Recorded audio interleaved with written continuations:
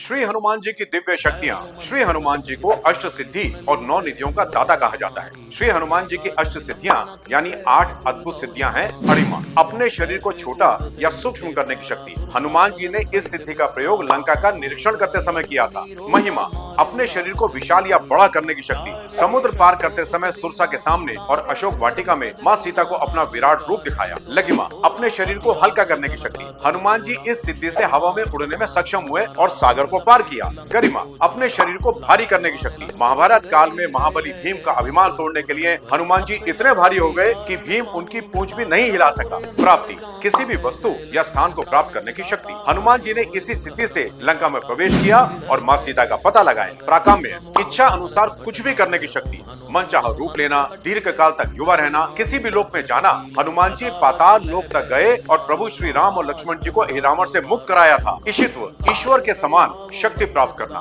सब पर प्रभाव और नियंत्रित करने की क्षमता। वानर सेना का संचालन, रणनीति और युद्ध नीति, ये सब इसी सिद्धि से संभव हुआ। वशित्व, किसी को भी अपने वश में करने की शक्ति। इंद्रियों पर पूर्ण नियंत्रण, सागर पार करके लंका में प्रवेश करना, रावण से संवाद, लंका दहन, संजीवनी बूटी लाना, युद्ध में रणनीति। श्री हनुमान जी ने इन कार्यों में एक ही साथ सभी अष्ट सिद्धियों का प्रयोग किया था। अब जानिए हनुमान जी की कृपा से भक्तों को प्राप्त होती है कौन सी 9 निधियाँ। पद्म निधि, ये निधि सात्विक गुणों से संपन्न होती है और धन संपत्ति का संग्रह और दान करने की क्षमता प्रदान करती है। महापद्म निधि, ये भी सात्विक निधि होती है और व्यक्ति को धार्मिक कार्यों में धन प्रदान करने की प्रेरणा करती है। जीवन में स्थिरता और सफलता आती है। नील निधि, ये निधि सत्व और रज गुणों का मिश्रण होती है, व्यक्तियों को 3 पीढ़ियों तक संपत्ति का सुख प्रदान करती है। मुकुंद निधि, ये निधि रजोगुण प्रधान होती है और व्यक्ति को राज्य संग्रह में लगाती है। नंद निधि, ये निधि रज और तम गुणों का मिश्रण होती है, साधक को लंबी आयु और निरंतर उन्नति प्रदान करती है। मकर निधि, ये निधि अस्त्र शस्त्रों का संग्रह करने और शत्रुओं पर विजय प्राप्त करने की क्षमता प्रदान करती है।